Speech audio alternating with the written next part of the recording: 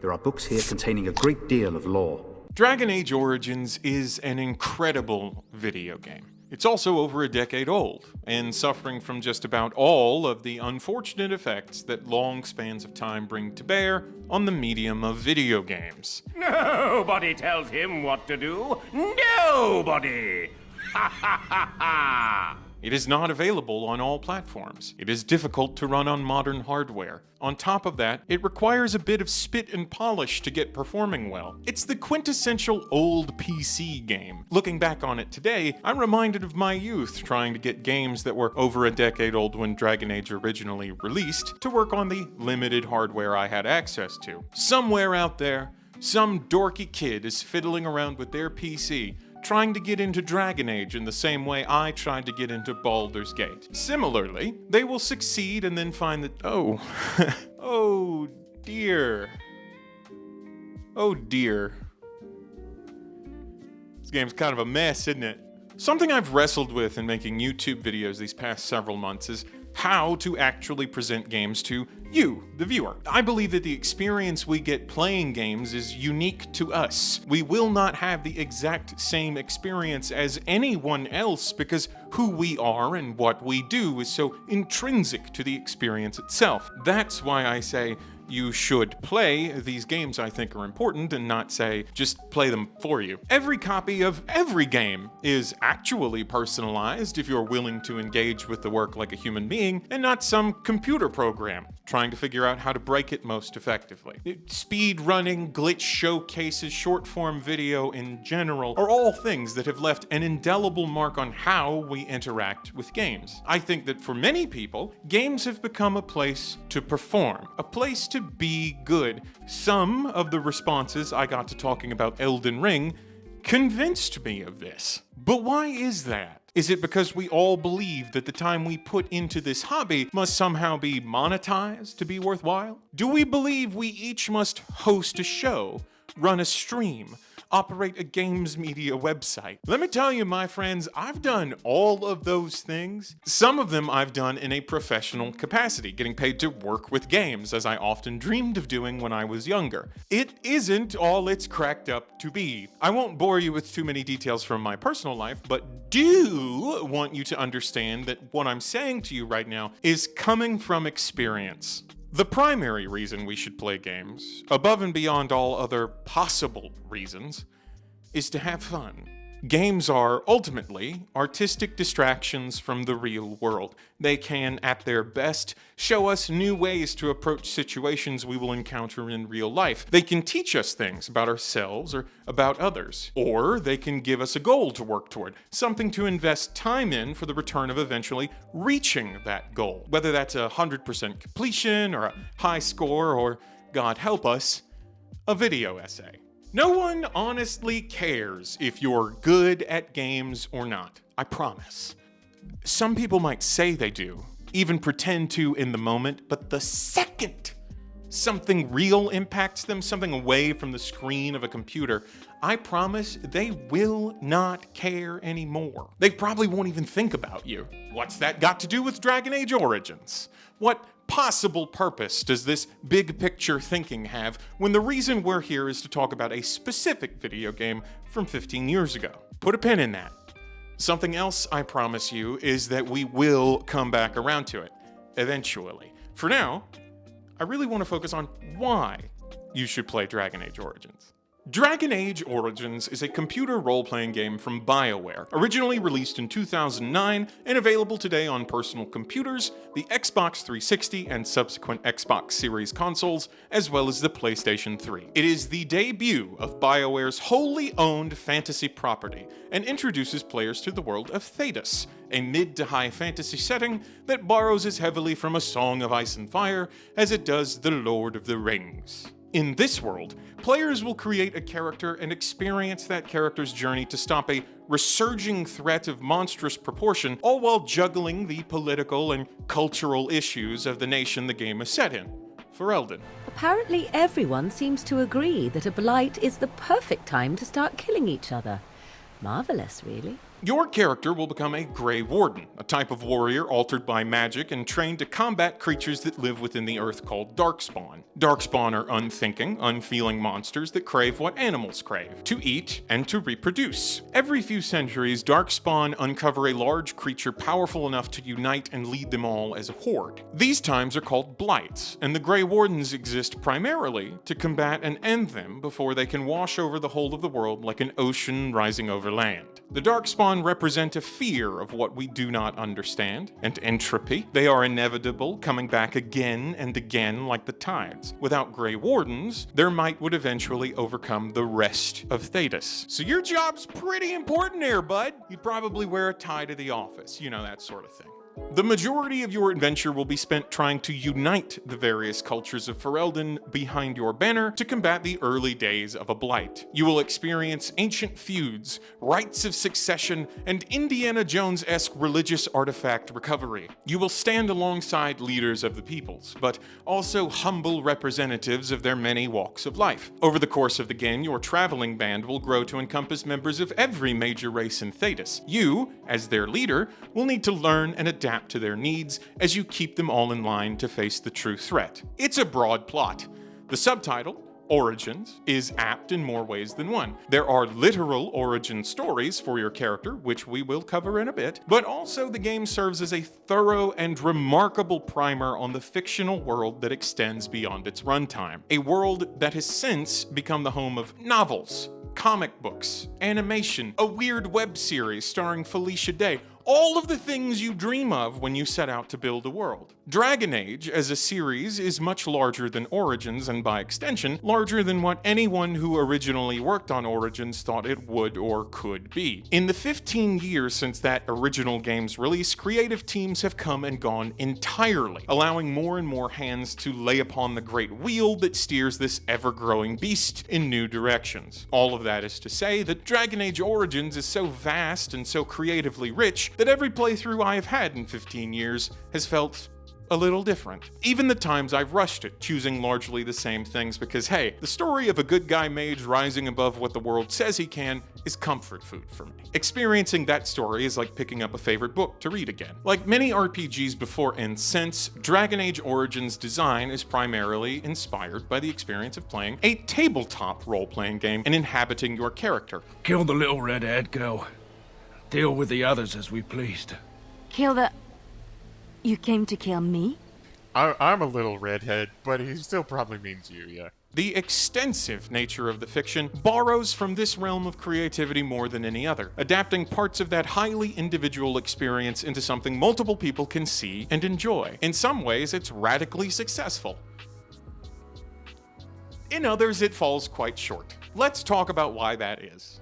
He came here now and then to look for potential recruits. Duncan was a man who knew that talent could emerge in the most unlikely places. If we are to speak about a game's merit narratively, I think that selling you its fiction is the most important thing it can do. To me, the ideal game is one where I pick up the controller and some part of me earnestly believes I am inhabiting another world or living another life. This can be a tremendously difficult thing to accomplish, and honestly, it's rare when a game creates that feeling. Dragon Age Origins is, without a doubt, one of those rare games. And a huge part of that is thanks to character origin stories. I'll explain what those are. The first thing to happen to you in Dragon Age Origins is a quick cutscene in which the very broad strokes of the setting are established. We kind of covered that earlier. The second thing to happen to you is character creation. Most role-playing games have some variation of this. You either create an entire character from scratch, modify one that's already been built for you, or tinker around with numbers while you try to picture what they'll actually mean once the game part starts. Fantasy games in particular revel in this, typically allowing you to choose between a number of character races or classes to establish a baseline for who your character is within that world. It's a pen and paper holdover, something that encourages you to consider who you will be as you play.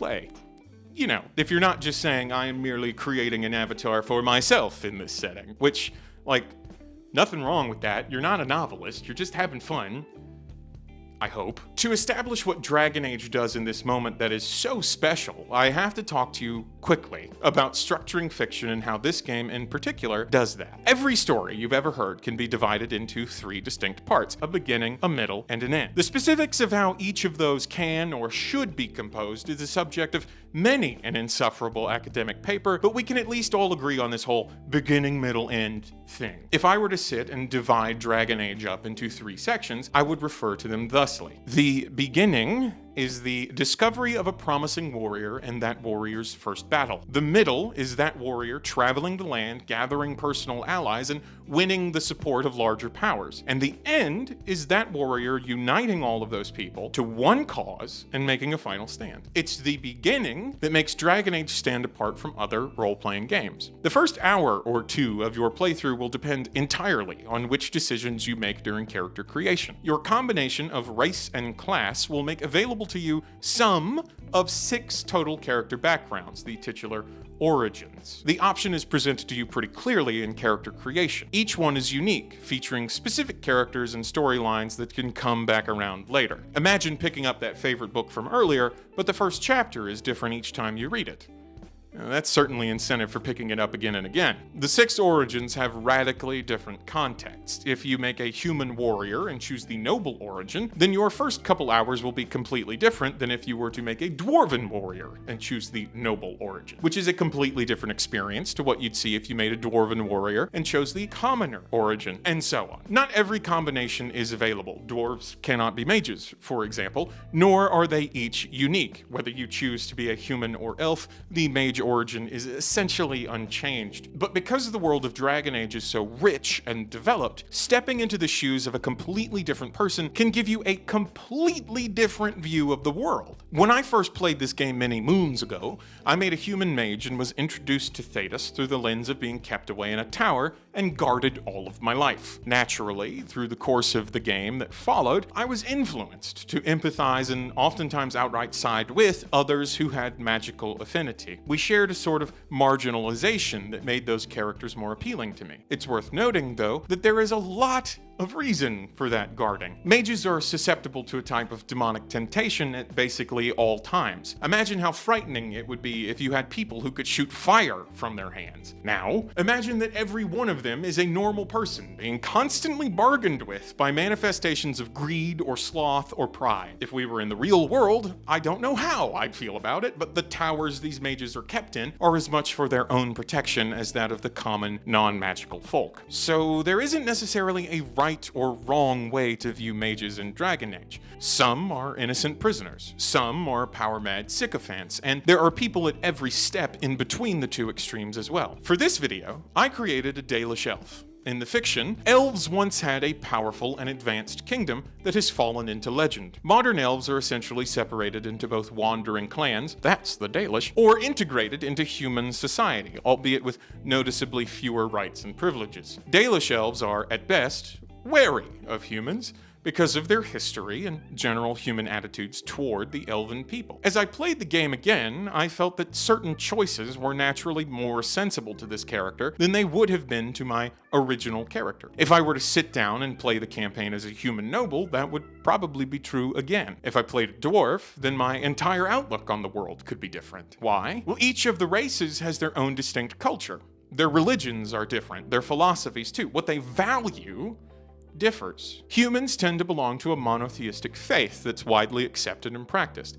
Elves have their own pantheon, though elves that have integrated into human society tend to convert to that same monotheistic faith. Dwarves don't have gods, but instead believe that they all came from the stone that makes up the earth and feel reverence to particularly gifted members of their society, called paragons. Look, I'm not going to sit here and spell out all of the lore in Dragon Age for you to make a point. All I'm saying is that because the races themselves are so fundamentally different, coming from cultural and societal backgrounds that are entirely dissimilar, there's a lot of room for role-playing in this role-playing game. As an adult, replaying the game now, I sat and considered what my Dalish elf character would do in whatever situation I found myself in. I began to understand how he thought, how he felt. It was an experience altogether different from that original Mage playthrough so long ago, where I very much made the decisions I felt I would make. When playing RPGs, I have usually opted to place myself within the shoes of the primary character. I tend to prefer games with silent protagonists and character customization above others because, to me, this is the most immersive way to place oneself in another's position. It's how I naturally play something like The Elder Scrolls, where choice is far less consequential and the moment-to-moment action is what makes you feel most present within the fiction. Judging by the abundance of immersive mods out there for those games, I have a feeling I'm not the only one who feels that way. Immersion is, after all, a way of characterizing the suspension of disbelief required between player and game,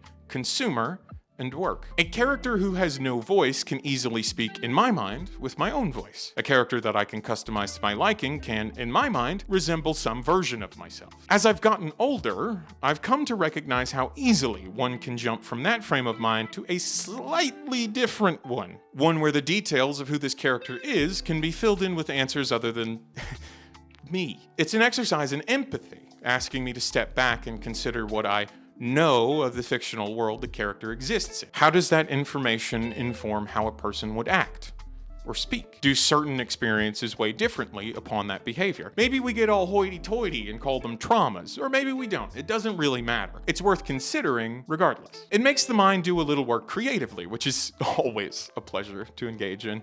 You can imagine the background here is basically any news story from the past, let's say, 8 to 20 years. I won't pick one, just choose your favorite as I say, I don't know about you, but I think most people could use a little more exercising of their empathy. Point is, these things are easier to consider if you know a little something about the character beforehand. You need to know why they act a certain way, what could have caused that behavior. By giving you a somewhat specified view into your character's backstory, the origin from which they will inevitably rise to face the Darkspawn, Dragon Age Origins creates a foundation from which even the most obstinate of dude bros can let down their guard a little and play. You can become, for a time, the elven outcast who rises up to great tribulation, or the warrior king who claims his throne in all unlikelihood during his nation's most dire hour, or the exiled common man forced to leave the only world you've ever known. There are more, but Origins aren't the only narrative element that makes Dragon Age Origins so worthwhile.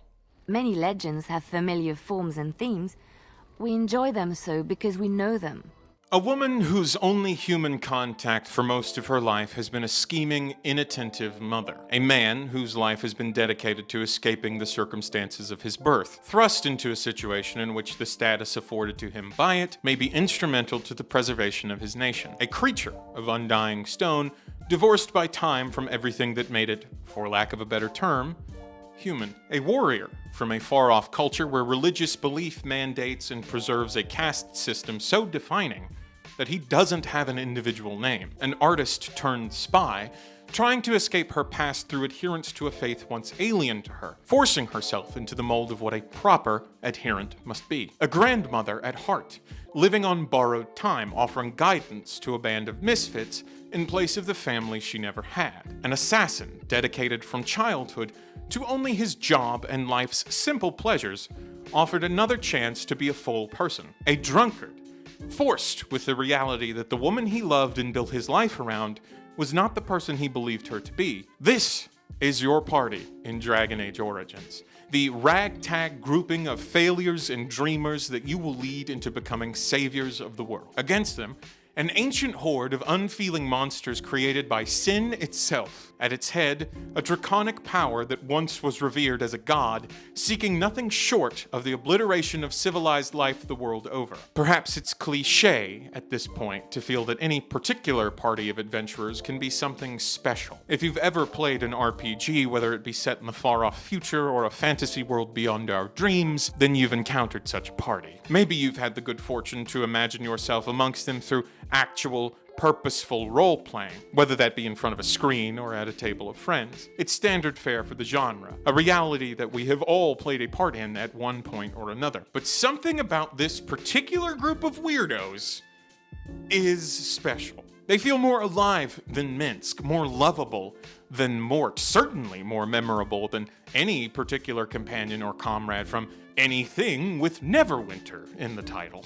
I struggle with how to present these characters to you in a way that is light enough to remain accessible to those who have not yet played Dragon Age Origins, yet specific enough to convince you to do so. The background story of Dragon Age is deep. We could sit here and comb through codex entries discussing the intricacies of religion in the fictional world of Thetis, or the historical contexts of the ages themselves, or even how large swaths of the game are metaphors for bondage.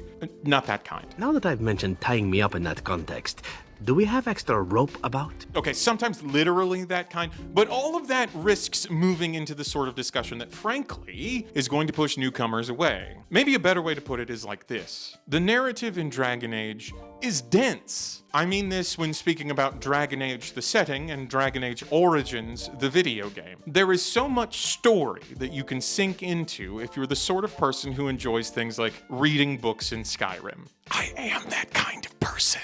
I'm the guy who will have a day where I'm sort of just reading in a video game rather than playing it. Also, sometimes literally, I frequently circumvent mechanics that I find, what's the scientific term? Unfun?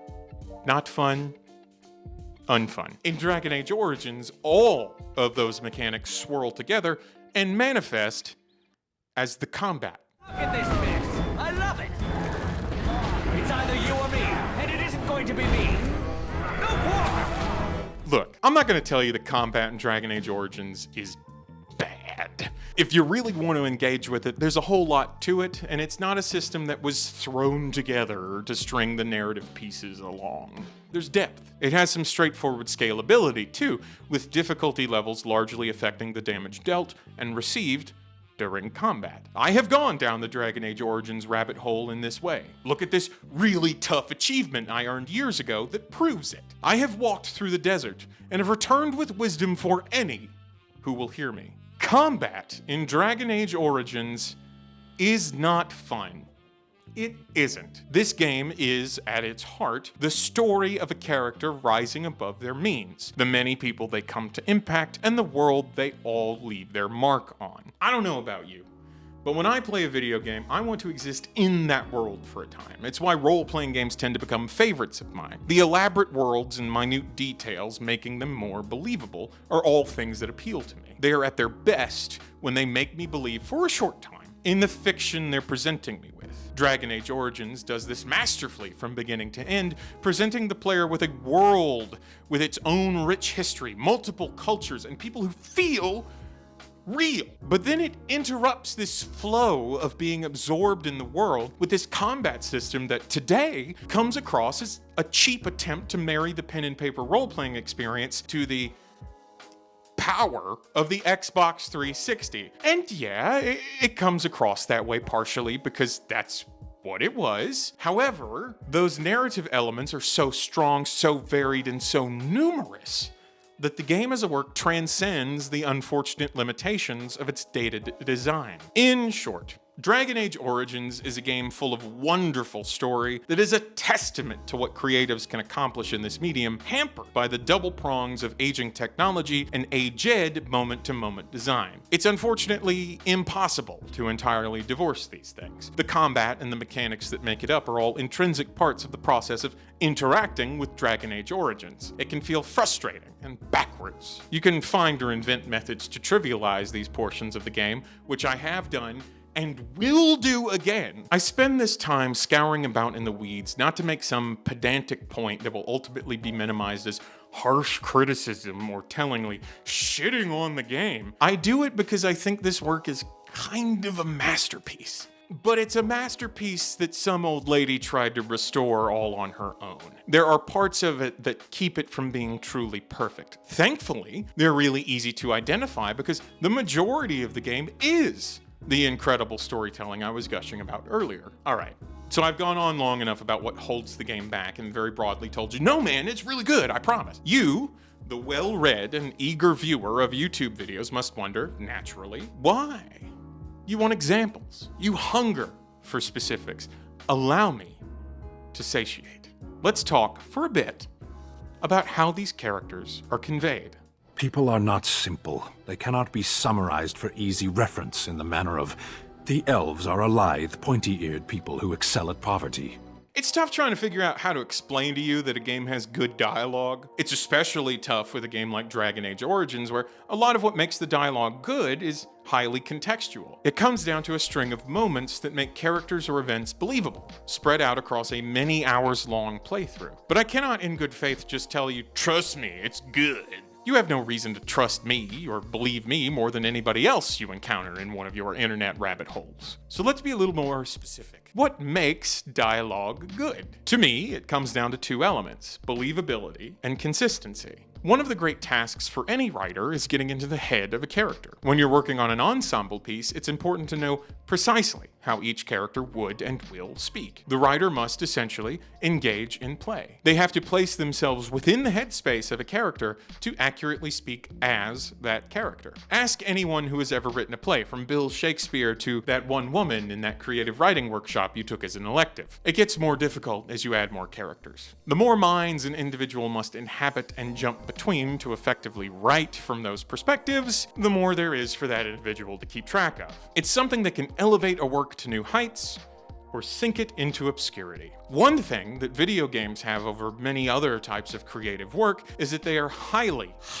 collaborative. For bioware, this has taken the form of certain primary characters being assigned to specific members of the creative team to write and manage. For example, in Dragon Age Origins, the companions were largely split between two writers, David Gator and Cheryl Chee. Gator wrote primarily for Alistair, Morrigan, Zevran, and Shale. Chee wrote primarily for Leliana, Oghren, Wynn, and the dog. This focused approach offers a lot of benefits from a creative standpoint. A game like Dragon Age Origins has a ton of dialogue, and a lot of the story is relayed through that dialogue. Being able to have specific writers focus on specific characters offers a much stronger sense of consistency, because those writers are going to be able to put their blinders on from time to time and sink into those characters. They can write quests or reactionary dialogue while considering how, say, Oghren would behave in this scenario, or conversely, contributing to an already written quest with dialogue that fits Morrigan. I'll accept that. It's something to hope for, at least. Oh, lovely. Shall we next begin rescuing kittens from trees? Is this a promise we will not keep? Let's hope not. As a result, there are way fewer opportunities for characters to feel out of character. Let's take a little excursion and look at a specific example of what I'd call good dialogue in Dragon Age Origins. The first time I saw an abomination, my blood turned to ice. It was months before the nightmares stopped. It was the knowledge that I could easily become one of them that frightened me the most. One slip. All it takes is one slip, and everything you are is simply gone. Replaced by madness. And there is no turning back. Or at least that's what they say. I don't care who you are, you weren't expecting my example to be Wynn. Now, Wynn is a character that no few people, don't particularly like. Even the lead writer on the game sees Wynn as at least a lesser part of the cast. Did that one thing that you hope they wouldn't, and that's failed. Yeah, to have that apathy. Is there anyone in Origins that did that? I think there are a number of characters that they all have their particular fans, right? So I mean, there are people that if I was to point it at say Wynn in Dragon Age Origins and say she was a little bit plain Jane in terms of in comparison to some of the other characters. Respectfully, and I do mean that, I disagree. I think Wynn is a traditional character. She certainly fits into a role, but I also think that the way she molds to fit that role is interesting. Earlier, I described Wynn as a grandmother-like figure, and that's a pretty accurate way of doing it. Consider the role of the wizened elder, who offers guidance and assurance to other characters. My default, as per usual, is Star Wars, and I think of Obi-Wan Kenobi in A New Hope. Wynn is kinda like the Obi-Wan of this crew, yeah, but she differs in key ways. For one, she's around a lot longer and able to have more development as an elderly character rather than it being relegated to some prequel backstory about her earlier adventures. Secondly, her watchful eye on the main character is not born from a greater desire to see some journey through that she never completed. Rather, at least in my reading, it's because she sees that the Grey Warden, regardless of origin, is lacking in that kind of guidance. And more importantly, that kind of care. A Grey Warden should put aside the person that he used to be. It has shaped the person that he is, but he has become something greater. Grey Wardens have no titles. They owe no allegiance to a king or lord. They cannot serve one people. They must serve them all and protect them all. It may not mean much to you, but thank you for having the courage to continue to fight. Wynn not so subtly offers her point of view on what a Grey Warden is supposed to be. She offers this because the main character is lacking in the greater context of the role and its history. Events outside of their control make it this way. Wynn makes a point to speak very thoroughly on the topics of sacrifice and selflessness. She's even critical of romantic entanglement at first, which is why I think some players think very little of her. I've noticed your blossoming relationship, and I wanted to ask you where you thought it was going. Leliana is a remarkable girl, sincere and guileless, and she has opened her heart to you. I would not like to see her hurt. I am worried about you both. There is great potential for tragedy here. Love is ultimately selfish. It demands that one be devoted to a single person who may fully occupy one's mind and heart to the exclusion of all else. A Grey Warden cannot afford to be selfish. You may be forced to make a choice between saving your love and saving everyone else. And then what would you do? She offers some amount of counterpoint to what you will probably do by default as a player. She asks you to consider your actions, to think about the eventual pain you can cause by virtue of what you are and the responsibility you carry. It isn't bland, it's friction. Not an immense amount. Given a little time, she will capitulate to the player's romance, but it's there when oftentimes, meaning in other stories or games, it isn't. If you adventure much with Wynn, you will learn pretty quickly that her personal story revolves around her eventual, unavoidable death. I believe that the revelation of the circumstances surrounding that and the reality of the situation actually adds a lot of weight to her otherwise wizened elder routine. Her conversations about doing what's right, even when it isn't convenient, of putting the needs of others above the self, hits a little differently when you realize, oh, she's dying. Listen to this story with that context. You wonder sometimes, don't you? If your life would be better if you weren't who you are. When I was a young woman in the tower, I came to the realization that the circle would be my life, and I would know no other. Family, love, a simple life. These were things that others took for granted, that I would never have. It made me very moody. All I could think of was being trapped in that tower with no way out and no end in sight. I started hating my life and myself, and one night I found myself in the tower's chapel. I was seeking refuge, maybe answers. I must have looked tearful or made some noise, because the revered mother came out and decided to speak to me. And because I had no one else to talk to, I talked to her.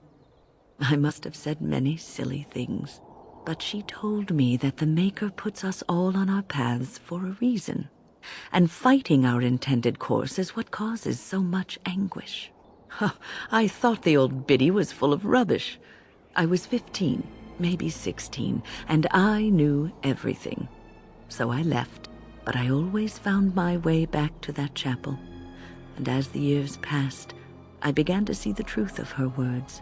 She taught me that you can find your family in the people around you, that you can love your work and find fulfillment in duty, and there is joy even in self-sacrifice. Does that sound like some boring old woman to you? If so, I pity the experience you've had with your elders. Wynne is trying to be a mentor figure for your character in the same way that someone once filled that role for her. Why? Because you need it, and she can provide it. She doesn't get anything out of it, doesn't further her agenda. She doesn't really have an agenda, at least not beyond doing some meaningful good before succumbing to her condition. To me, Wynne echoes the best parts of my own grandmother. She was someone who was so preoccupied with the care for others that she oftentimes neglected herself. Watching Wynne continue to call upon the magic she is able to use, despite each spell pushing her a little closer to her end, I can't help but think of the similarities. In no way is that bland, I say. I've seen it.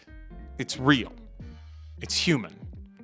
And I argue, it's beautiful. There is no shortage of moments like this throughout Dragon Age Origins, and not just with your companions. NPCs in the world have little stories that come across as, again, very human experiences. Oli is as bereft of parents as anyone's ever been. My mom is especially dead. Wade, the blacksmith who made a deal for his skill and probably, definitely, absolutely is closeted despite it not being all that necessary in the setting. Something that tells you quite a lot about him as an individual, I think. Or Dagna, the dwarf ready to sacrifice her ability to live amongst her own people just to pursue her own passions and betterment. These are small things, but they add up over the course of a playthrough to give you a rich tapestry of characters to interact with and learn from or about. It's all part of the journey. And through this extensive and fulfilling writing, Dragon Age Origins offers you one hell of a journey to go on. Dragon Age Origins is a car. The heart of that car is its engine, its various components and mechanical wizardry that allows the thing to go. I, like the average driver, do not understand all of the ins and outs of the car. No, not again. I know that I need to thump it in the right place at the right time to keep it going, but if it breaks down entirely, I'm at a loss. I don't keep a car because I think that someday I'll be a mechanic. I keep a car because I want it to take me places, to show me things I've either never seen or want to see again. In the same way, I return to Dragon Age Origins because it takes me to the world of Ferelden, which I've seen many times and desire to see more of before I am unable to see anything anymore ever. It's the narrative pieces that bring me back. They drive me to, over a decade after the game's release, tinker with third-party applications and patching tools and experimental modifications just to keep it going. They challenge me to wade through a combat system that I honestly believe any sane person would find lacking if given enough time. These are the things that allow me, in truth, to play. Now, by play, I do not mean pushing buttons, though that is the literal method through which I engage in that play. It is not what drives it. What drives it is in here. It's all make-believe at the end of the day. I know as well as you do that neither of us has ever stood face to face with a dragon. Neither of us has ever cleaned the blood of freshly slain foes from a sword crafted for us by an artisan. If you own a sword, 10 to 1, you got that thing at a flea market. I'm just a typical American boy from a typical American town. We don't do that sort of thing here, thank you. We watch football games, some of us only once a year, but still. We argue over inane shit on the internet because it gives us a moment of feeling superior. We sit in our cars at the grocery store and have to breathe really hard before we can go in and do something that's so simple to do. Come on, man. Fuck. Last one just me? I doubt it. To play a video game is to engage in the belief that for the time you are playing, you are something else. Something bigger and grander, something more important. You get to be a hero, a legend even. There's nothing wrong with enjoying that.